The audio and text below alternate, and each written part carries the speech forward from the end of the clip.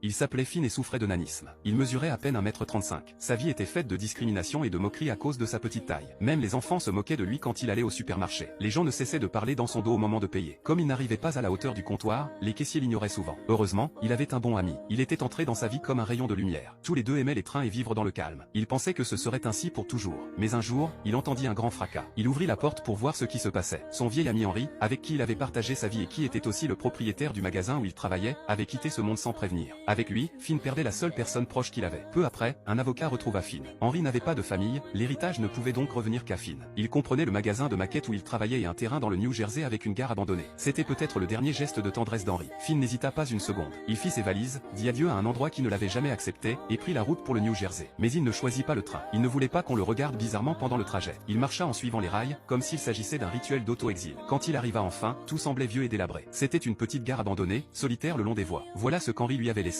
Il ouvrit la serrure rouillée, poussa la porte. L'intérieur était couvert de poussière, tout était sens dessus-dessous. Mais pour Finn, cet endroit était un refuge parfait. Pas de voisins, pas de gens, juste le vent, la pluie et le son occasionnel d'un train qui passe. Finn commença à nettoyer les meubles couverts de poussière. L'endroit était plutôt désolé, mais désormais, c'était chez lui. Sans doute à cause de la fatigue, cette nuit-là, il dormit profondément. Le calme ne dura pas longtemps. Le lendemain matin, un bruit dehors le réveilla. Il sortit regarder et découvrit qu'il y avait maintenant un café ambulant tout près. Un jeune homme nommé Joe passa la tête, c'était le propriétaire du café. Heureusement, Joe ne le discrimina pas comme les autres. Peut-être grâce à son caractère ouvert, il n'y prêta pas attention. Il se contenta de vanter son café avec enthousiasme. Finn était gêné par tant de bruit. Il demanda où se trouvait le supermarché et partit faire des courses. En chemin, une femme passa en voiture. Par inattention, elle perdit le contrôle. Le véhicule fit une embardée et faillit renverser Finn. La femme descendit, bouleversée, et l'aida à se relever. Pour s'excuser, elle lui proposa de l'emmener à l'hôpital. Finn ne lui fit aucun reproche et se dirigea vers le magasin. La propriétaire, en le voyant si petit, sortit un appareil photo pour le prendre en photo. Et, regarde par ici, Finn ne put que soupirer. Il avait vécu trop de manque de respect, il y était habitué. Pendant ce temps, la femme qui avait failli le renverser arriva au café ambulant et commanda un café chaud. Elle apprit que l'homme de petite taille vivait à la gare. Mal à l'aise, elle repartit. Mais par hasard, quand tout le monde rentrait chez soi, ils se croisèrent à nouveau. Finn revenait lentement avec ses courses. La femme voulut poser son café et conduire tranquillement. Mais un nouvel accident se produisit. Elle renversa le café sur elle et la voiture fit à nouveau un écart vers Finn. Il s'écarta à temps. Elle ne cessait de s'excuser, mais Finn lui demanda de rester à distance. La femme, très embarrassée, voulut le ramener chez lui. Il refusa à nouveau. De retour à la gare, Joe voulut inviter Finn à prendre un café pour lui souhaiter la bienvenue. Finn refusa. Il lui proposa aussi de sortir se promener dans les environs. À nouveau, il dit non. Joe lui dit que s'il voulait sortir, il pouvait compter sur lui à tout moment. Le handicap avait fait de Finn une personne solitaire. Il pensait que son monde était plus sûr dans la solitude. Sans moquerie ni regards étranges. Il voulait juste s'enfermer. Cette nuit-là, quelqu'un frappa à sa porte. Finn s'étonna, qui pouvait bien venir si tard? En ouvrant, il vit que c'était la femme de tout à l'heure. Rassurez-vous, cette fois, il n'y avait pas de voiture. Elle s'appelait Olivia et venait s'excuser. Sans pouvoir refuser, Finn la laissa entrer s'asseoir un moment. En discutant, il apprit qu'Olivia avait perdu son fils 2 ans auparavant. Après cela, elle avait divorcé et vivait seule. Finn